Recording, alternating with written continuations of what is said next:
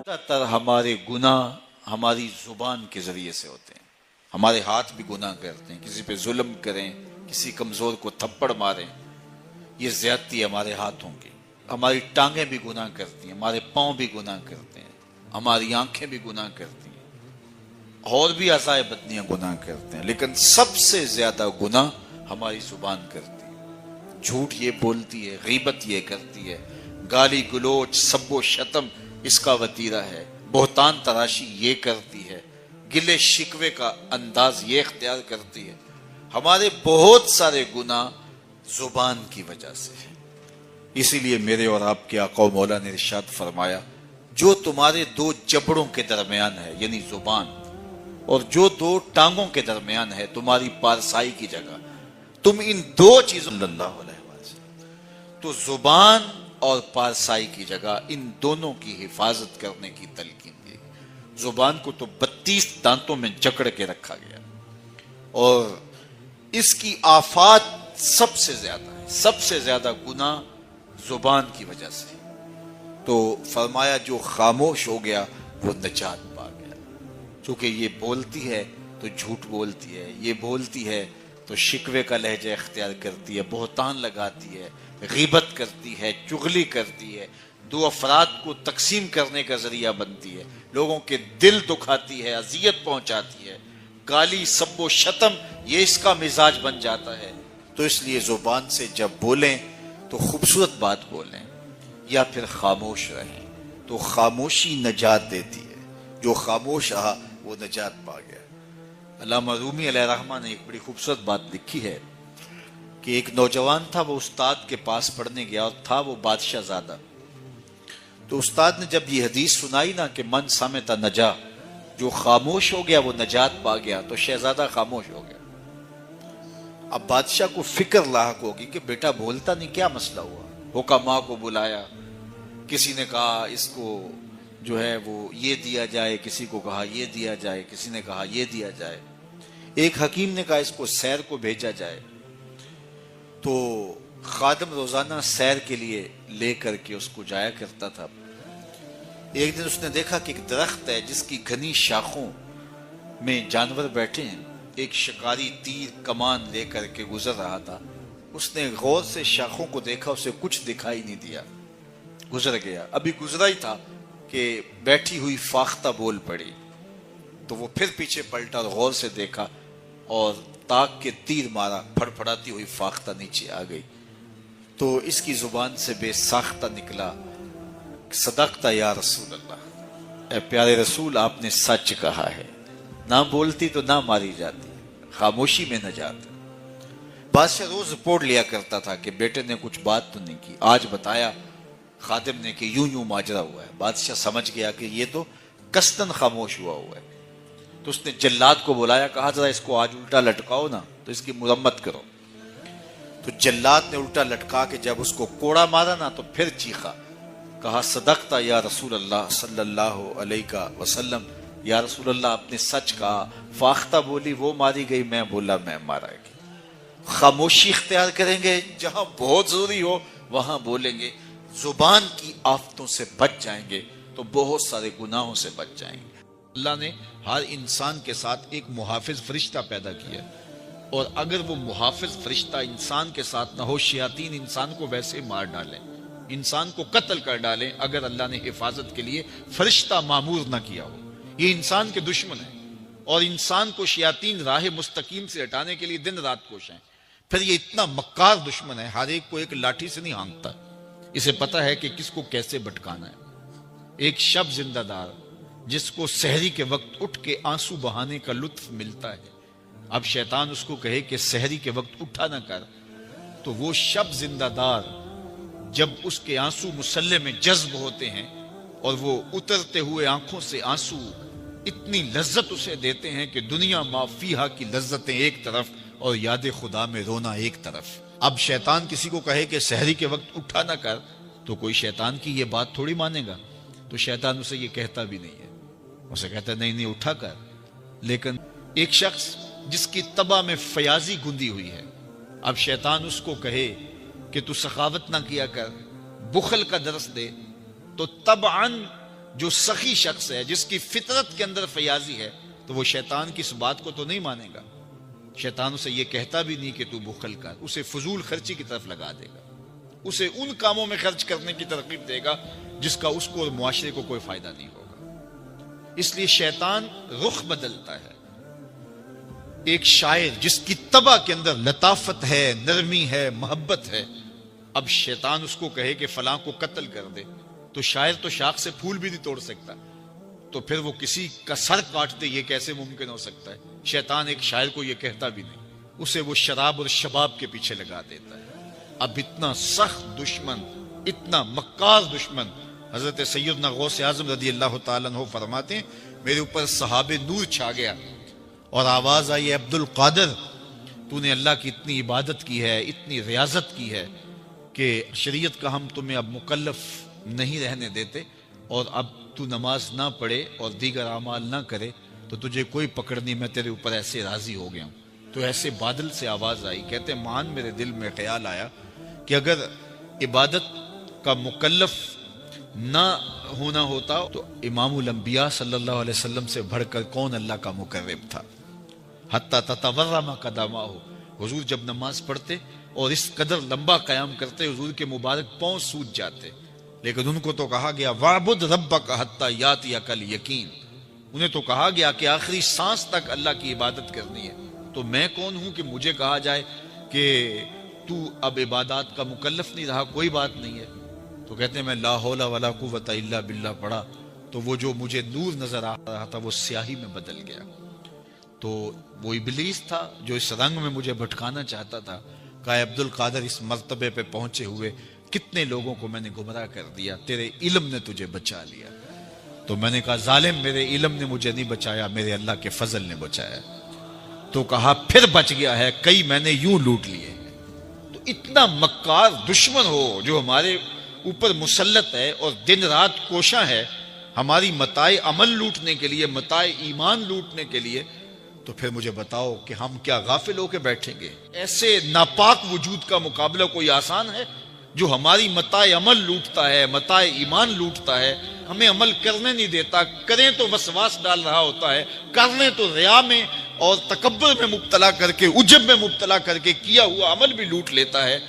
مجھے بتاؤ یہ کوئی جو ہے وہ سوکھا کام ہے کہ ہم مقابلہ کریں؟ اب ماہ صیام میں روزے سے بھوک بھی کاٹتے ہیں اور قرآن مجید کی تلاوت اور دیگر معمولات کے لیے ہمیں تنہائی بھی میسر آتی ہے، اور اسی طرح ہمیں روزے سے جو ہے وہ اپنی زبان کو کنٹرول کرنے کا درس بھی ملتا ہے. تو روزہ تمہاری زبان کا محافظ بن جاتا ہے، پھر روزہ تمہاری شہوات کے کنٹرول کا ذریعہ بن جاتا ہے، اور روزہ تنہائی کی وجہ سے اختلاط سے جو خرابیاں پیدا ہوتی ہیں ان سے تمہیں بچا لیتا ہے. تو گویا ماہ صیام اللہ تعالیٰ کی رحمتوں کا ایک روپ ہے، اور یہ ایک مہینے کا تربیتی کورس ہے جس کے ذریعے سے ہم اپنے باطن کی صفائی کر سکتے ہیں اور اندر کی غلاستیں، اندر کے میل کچیل مٹا سکتے ہیں. وہ کسی نے کہہ دیا نا کہ وہ اپنا مقدمہ کیسے ہار سکتا ہے جس کے حضور وکیل ہوں، تو میں نے ٹوک دیا، میں نے کہا نہیں یوں نہ کہو. تو کہنے لگے کہ یہ کیوں؟ میں نے کہا وکیل بمانا نگہبان یہ تو حضور کے اسماء میں سے ہے، لیکن یہاں مقدمے کی بات چل رہی ہے، یہاں ایڈوکیٹ کے معنی میں وکیل ہے، اور حضور اس معنی میں ہمارے وکیل یہاں نہیں ہوں گے. کیونکہ وکیل جو ہوتا ہے وہ جج کو کہتا ہے کہ میرے موکل نے یہ جرم نہیں کیا لہذا چھوڑا جائے، جرم ثابت ہو تو سزا ہوتی ہے. وکیل کا سارا زور اس بات پہ ہوتا ہے کہ میرے موکل نے یہ جرم نہیں کیا، یہ بے گناہ ہے، اسے چھوڑا جائے. حضور ہمارے وکیل نہیں ہیں، حضور ہمارے شفیع ہیں. وکیل کہتا ہے میرے موکل نے یہ جرم نہیں کیا لہذا چھوڑا جائے، شفیع کہتا ہے سب کچھ کیا ہے میرا آنا دیکھا جائے. حضور وکالت نہیں فرمائیں گے، شفاعت فرمائیں گے. پیش حق مجدہ شفاعت کا سناتے جائیں گے، آپ روتے جائیں گے ہم کو ہنساتے جائیں گے. وسعتیں دی ہیں خدا نے دامن محبوب کو، جرم کھلتے جائیں گے اور وہ چھپاتے جائیں گے.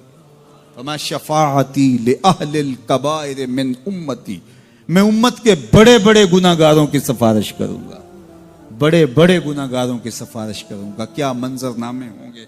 تو حضرت امام باقر رضی اللہ تعالیٰ عنہ فرماتے ہیں اہل عراق کا خیال ہے سب سے امید افزا قرآن مجید کی آیت ہے لا تقنطوا من رحمت اللہ، اور ہم کہتے ہیں سب سے امید افزا آیت یہ ہے وَلَسَوْفَ يُؤْتِيكَ رَبُّكَ فَتَرْضَىٰ، محبوب ہم آپ کو راضی کرنا ہے۔ فترضیٰ کی گواہی ہے خدا تیری رضا چاہے، فترضیٰ کی گواہی ہے خدا تیری رضا چاہے، کسی نے پایا ہو یہ مرتبہ ہم نے نہیں دیکھا، کسی نے پایا ہو سرے عرش اولا ہم نے نہیں دیکھا، تیری تو بات ہی کیا تو تو شاہ مرسلاں ٹھہرا، تیری تو بات ہی کیا تو تو شاہ مرسلاں ٹھہرا، شہنشاہوں سے کم تیرا گدا ہم نے نہیں دیکھا، شہنشاہوں سے کم تیرا گدا ہم نے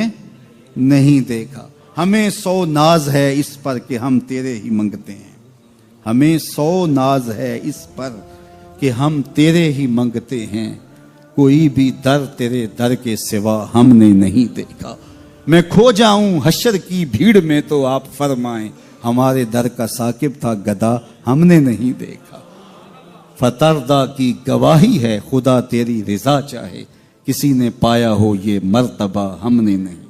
میں اپنے دوستوں کو یہ بات کہتا ہوں اور میرے والد گرامی بھی ہمیں یہ تعلیم دیتے تھے، اور میں آپ سب کو یہ ترغیب دیتا ہوں کہ مسجدوں میں گو خادم موجود ہوتے ہیں دور موجود کے اندر جو صفائی وغیرہ کا انتظام کرتے ہیں، ہم جو تنخواہ دیتے ہیں ظاہر ہے وہ بھی ہمارا حصہ تو پڑ ہی جاتا ہے، لیکن کبھی کبھی اپنے بچوں کو ساتھ لے کے اپنے دوستوں کو ساتھ لے کے تو مسجدوں کی صفائی ضرور کیا کرو، سال میں ایک دفعہ تو ضرور کر لیا کرو، اگر ہر مہینے کو ایک دن مقرر کر لیا کرو کہ آج کیا کرنا ہے، ہم نے کسی قریبی مسجد کی صفائی کرنی۔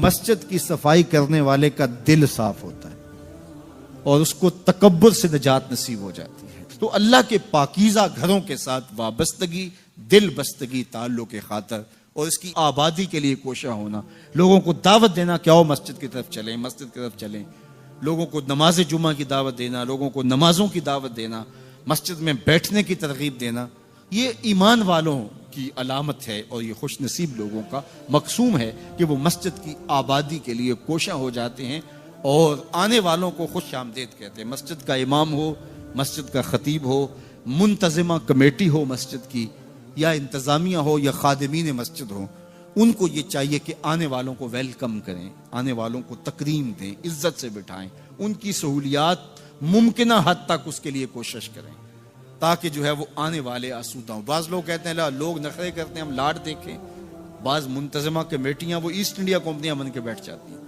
اور وہ آنے والوں کو وہ ہر وقت مسجد کے صدر اور یہ نشے میں ہوتے ہیں کہ میں مسجد کا صدر ہوں، میں مسجد کا سیکٹری ہوں، میں مسجد کا جو ہے وہ یہ عہدے دار ہوں۔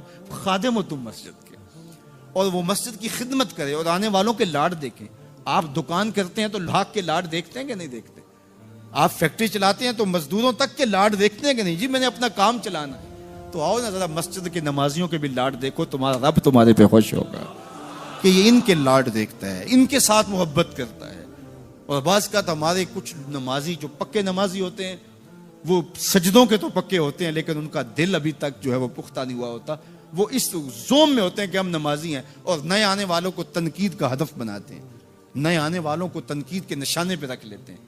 یہ بعض کا یار موبائل ہی کھلا رہ جائے اور کسی کا بجنے لگ جائے، یہ کسی نے جان بوجھ کے تھوڑا کھلا رکھا ہوتا ہے، یہ غلطی سے رہ گیا تو موبائل بجنے لگ جائے تو یوں گور کے دیکھتے ہیں جس طرح اس کو کھا ہی جائیں گے۔ میاں ایسا نہیں ہے، مسجد نبوی سے بھی کوئی مقدس جگہ ہو سکتی ہے۔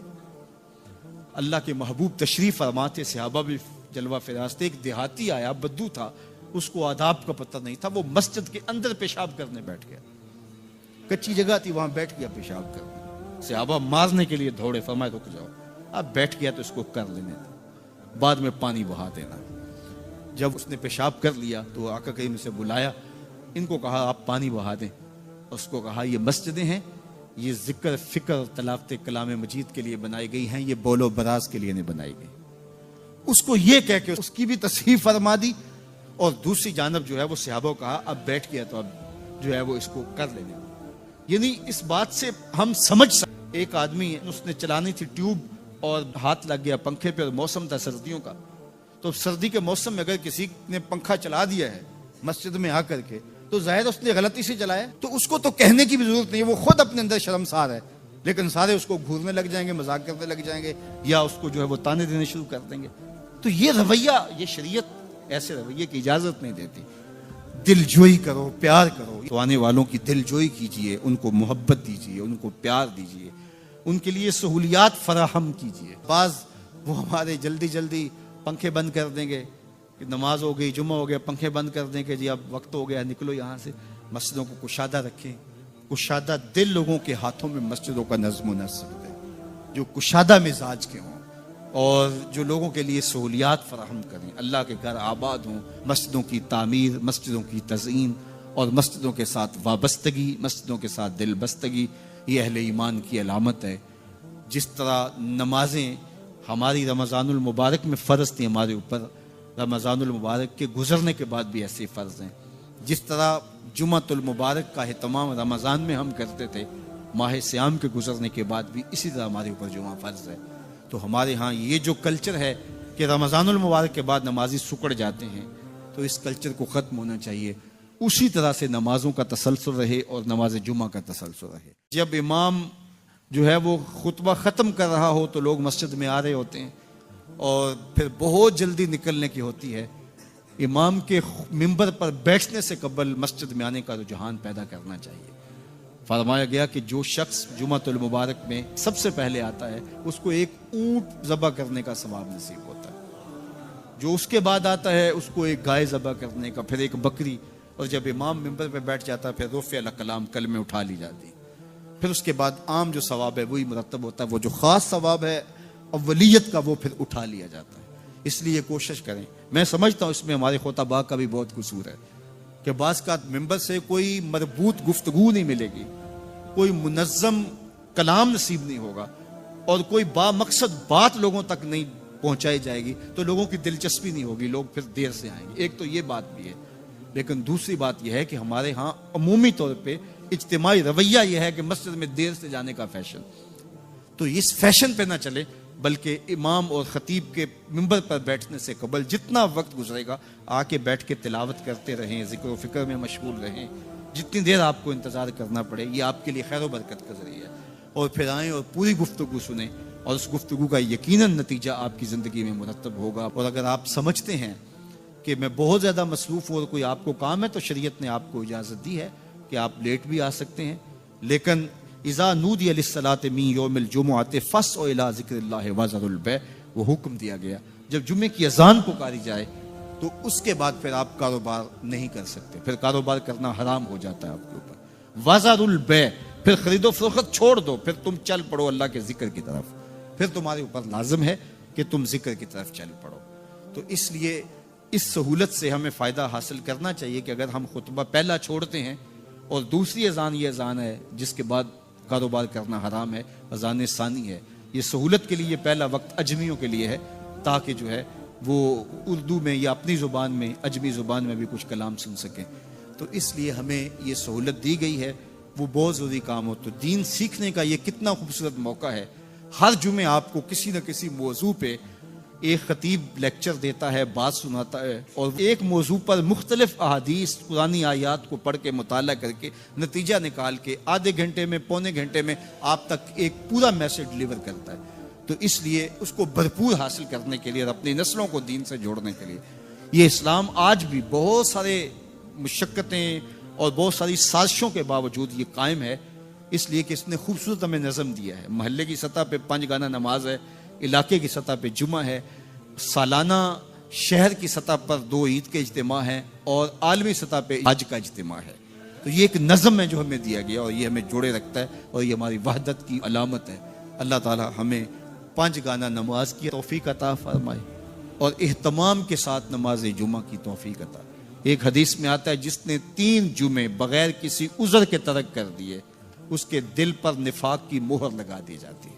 اللہ ہمیں محفوظ فرمائے۔ وآخر بنو سلمہ نے مسجد کے قریب گھر لانے کی مشاورت کی کہ ہمارے گھر مسجد نبوی سے کچھ فاصلے پر ہیں، تو ہم ایسا کرتے ہیں کہ اپنی رہائشی مسجد نبوی کے قریب لے جاتے ہیں تاکہ مسجد میں جانا آنا آسان ہو۔ تو آقا کریم علیہ السلام کو جب خبر پہنچی کہ بنو سلمہ قبیلہ اپنے گھر مسجد نبوی کے قریب لانا چاہتا ہے، تو حضور نے ان کو بلا کے فرمایا کہ اے بنی سلمہ تم وہیں رہو، اپنے گھروں کو شفٹ کرنے کی ضرورت نہیں ہے، تم جتنے قدم چل کے مسجد میں آتے ہو اللہ اتنا ہی ثواب عطا کرتا ہے۔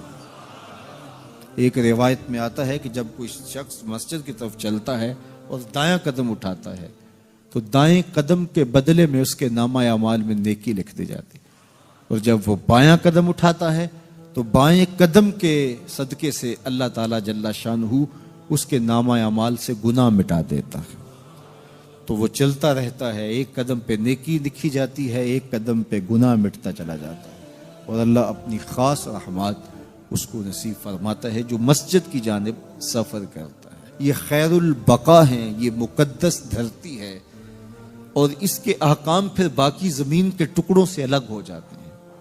وہ جگہ جو مسجد کے لیے وقف کر دی جائے پھر وہ جگہ خاص کر دی جاتی ہے۔ دنیا کا عالی نسب محل بھی ہو، کسی شہنشاہ کا قصر بھی ہو، تو وہاں بھی آپ جوتوں کے سمیت جاتے ہیں، لیکن جہاں مسجد بن جائے اس کا فرش کچا بھی ہو، شہنشاہ بھی جوتے اتار کے آئے گا۔ یہ اللہ کے گھر کی عزت ہے، یہ تکریم ہے، ان کو بیت اللہ کہا گیا ہے، یہ اللہ کے گھر ہیں، یہ پاکیزگی کی جگہ ہیں، اور ان کو تعمیر کون کرتے ہیں؟ جو اللہ اور پچھلے دن پر ایمان لاتے ہیں۔ اور ایک روایت میں آتا ہے جس نے تتر کے گھونسلے کے برابر بھی مسجد کی تعمیر کی۔ ہمارے دیہاتوں کے لوگ اچھی طرح جانتے ہیں کہ جو تتر کا گھونسلہ ہوتا ہے وہ ایک پوری اینٹ کا بھی نہیں ہوتا، آدھی اینٹ کے برابر تتر کا گھونسلہ ہوتا ہے۔ جس نے کسی مسجد کی تعمیر میں آدھی اینٹ سے بھی حصہ ڈال دیا اللہ اس کو بھی جنت میں گھر عطا فرمائے۔ یہ کتنا بڑا اعزاز ہے، یہ کتنی بڑی عزت ہے جو تعمیر مسجد کرنے والے کو نصیب ہوتی ہے۔ آدھی اینٹ سے اتنا اجر لکھا گیا ہے، اور جو اللہ کے گھر کی تعمیر کرتا ہے، اللہ کے گھر کی تزئین کرتا ہے، مسجد کی آباد کاری کے لیے کوشاں ہوتا ہے، فرمایا اگر تم کسی شخص کو دیکھو کہ وہ مسجد کی دیکھ بھال کر رہا ہے تو اس کے ایمان کی گواہی دے دو کہ یہ شخص مومن ہے۔ تو یہ اللہ تعالیٰ جل شانہ نے مسجدوں کی تعمیر، تزئین، آبادی کا صلہ رکھا ہے، ان کے احکام الگ رکھ دیے گئے۔ اعلیٰ حضرت عظیم البرکت امام اہل محبت امام اشاہ احمد رضا خان فاضل بریلوی علیہ رحمہ فرماتے ہیں مسجد میں اتنے زور سے قدم رکھنا کہ دھمک پیدا ہو، یہ مسجد کے آداب کے منافی ہے۔ تم اللہ کی بارگاہ میں ہو، یہاں قدم بھی سنبھل کے رکھو، تمہارا قدم اس زور سے نہیں پڑنا چاہیے۔ آپ کو لہسن کھا کے، مولی کھا کے اور پیاز کھا کے مسجد میں آنے سے روکا گیا ہے۔ کیوں؟ کہ اس کے اندر سمیل ہوتی ہے، بدبو ہوتی ہے۔ فرمایا جس طرح تم تکلیف محسوس کرتے ہو اس طرح اللہ کے فرشتے بھی تکلیف محسوس کرتے ہیں۔ تو اس لیے مسجدوں کے اندر خوشبو لگا کے آنا چاہیے، ہمیں سفید لباس پہن کر کے مسجدوں میں آنے کی تلقین کی گئی۔ اور لباس بھی جائز ہیں، لیکن فرمایا کہ مسجدوں کو زینت دو سفید لباس سے، اور اپنے مردوں کو سفید کفن انہیں پہناؤ، اور مسجدوں کو بھی سفید رنگ سے، سفید لباس سے زینت بخشو۔ تو مسجدوں کو زینت دیں، مسجدوں میں خوشبو لگا کے آئیں، دایاں قدم آگے رکھیں، مسجد میں داخل ہوتے ہوئے اتنے زور سے نہ چلیں کہ دھمک پیدا ہو، مسجد میں آواز بلند نہ کریں سوائے اللہ کے ذکر کے، مسجد میں دنیا کی باتیں نہ کریں، مسجد کی چھت پر بغیر ضرورت شرعی جانا منع کر دیا گیا ہے، یہ مسجد کے آداب میں سے ہے۔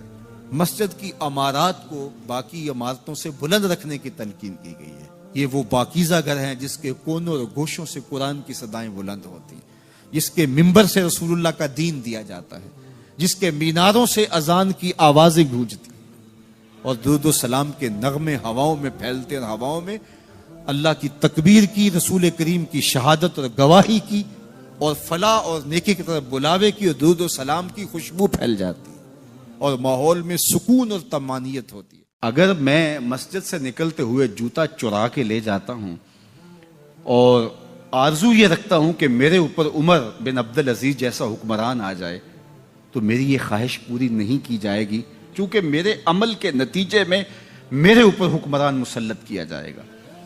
میں اپنے اندر جھانک کر کے دیکھوں، اپنے اندر اتر کے دیکھوں کہ میں کہاں کھڑا ہوں۔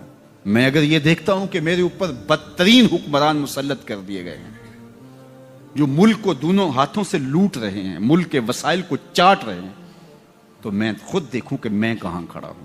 جب تمہارے اوپر نااہل حکمران مسلط کر دیے جائیں تو یہ تمہارے اعمال کی سزا ہے۔ ایک روایت میں آیا اعمالکم اموالکم، تمہارے اعمال ہی تمہارے اموال ہیں۔ حجاج بن یوسف بڑا ظالم شخص ہے۔